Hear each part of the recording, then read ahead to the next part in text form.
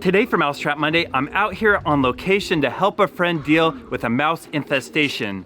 I'm on a pretty large farm that has dairy cattle, but my friend also loves raising birds of all different kinds. He has quite a collection. He has these beautiful peacocks, which are extremely noisy. He also raises turkeys. He has ducks of all different kinds, many different breeds of chickens, and he also raises pigeons. And when I say he raises pigeons, I mean hundreds and hundreds of pigeons. He likes to race them, and behind me are the pigeon lofts.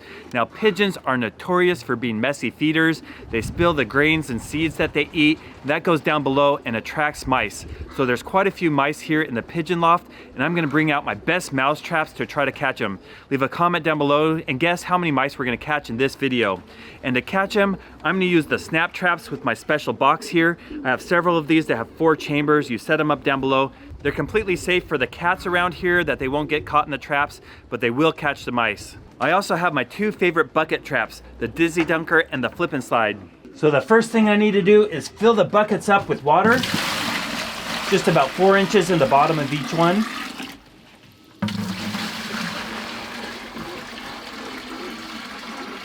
That way I don't have to check this every single day. I'll come back in a couple days. Next, I'll go ahead and bait the trap. I like to cover the paddles on the outside with peanut butter. That way when they go inside, they'll shift their weight, it will spin, and they'll drop down. So lots of peanut butter there to draw them in. There's so much food available. Hopefully they'll come in and get the peanut butter, be interested in something new.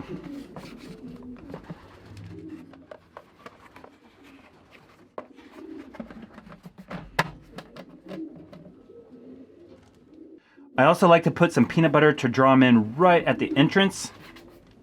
And next we'll set up the Flip and Slide.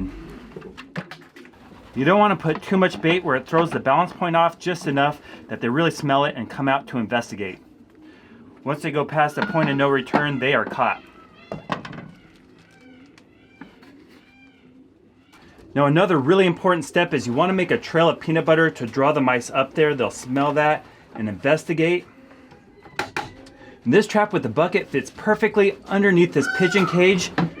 So they'll go there, try to get the bait, drop down in the water, and hopefully we catch a bunch of mice. Man, those peacocks are noisy.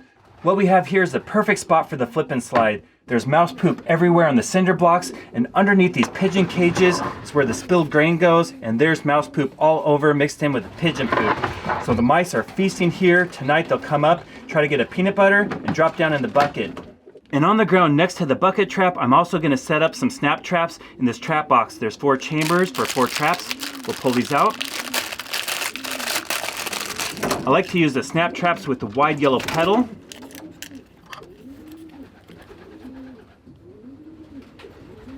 You just place them along there, 4 in a row. Then what I like to do is sprinkle sunflower seeds behind the traps. That way the mice want the sunflower seeds, but they have to step on the pedal and they'll get caught. And their bodies with these chambers are perfectly lined up with the kill bar. It's a really good system that works well. I'll draw them in with some of the seeds in front of the traps to make a feeding station. Those will be a freebie. We'll just slide this back here and it's perfect for catching the mice. I'm also going to set up a Dizzy Dunker at the back of the pigeon loft. Underneath it looks like a lot of grain falls down, and I see a ton of mouse activity with all that poop. So we're going to go ahead and set this up here and do a really good peanut butter trail to draw them up. I'll put another trap box with 4 snap traps down at the front of the pigeon loft with sunflower seeds in the center to draw them in. We'll place our 3rd bucket trap, another Dizzy Dunker, in this corner. And 1 more trap box down on the floor next to these pigeons.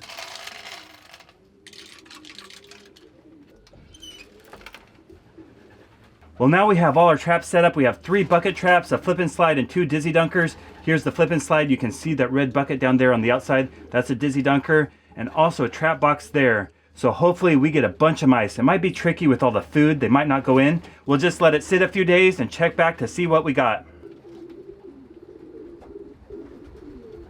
Well, it's been a few days. I'm back at the farm and it's time to check our traps. The first traps we'll check are on the outside of the pigeon loft down on the ground. We'll have to see if we got any mice in those snap traps inside the trap box. So we'll go ahead and lift up the lid, and we caught 0 mice, but all the bait is gone and there are ants everywhere. It looks like the ants stole the bait before we could catch mice with it. It should work, but it looks like the mice didn't enter, and that's because there's no bait. And this is the most exposed to cats, so cats might scare the mice from coming out here. We'll have to go check the other traps we put deeper in the pigeon loft. Next, we'll check the flip and slide. It looks like ants have been on this one too. And no mice. That's really strange. There's so much mouse activity. We'll have to check the box at the base of it and see if we got any in there. Okay, I'm gonna lift the lid. If we got any mice, I'll blur it out for YouTube, but we'll go see. Oh, we went 4 for 4, 4 mice. Now they went down low. They didn't go up the ramp in the bucket, but we sure caught them with this system. It worked well. Next, I'll check the trap box right by the pigeon cage. There's so much food on the floor. I think this would attract a lot of mice. We'll lift up the lid. I'm gonna have to blur that one out as well. There, 4 for 4. Now we'll check this dizzy dunker. It looks like the bait has been eaten on the paddles. We'll go ahead and pull this off. Holy smokes, a bunch of mice. It looks like we got quite a few. I'll count them and put the number right there. And finally, we'll check this trap on the outside behind the pin. We'll go ahead and lift off the lid. Oh, full of mice again. It looks like 1, 2, 3, 4, 5, 6, 7, 8 in that one. So the final count for trapping mice out here at the pigeon loft was 32 in just 2 days. Those are great results, but with all the feed here, we didn't solve the problem. Mice are going to be a constant battle, so I'll leave these traps with the farmer. That way he can keep catching them. I really like these trap boxes with the snap traps. They work well, they're safe, they fit down low under a shelf, and the mice feel comfortable going in there.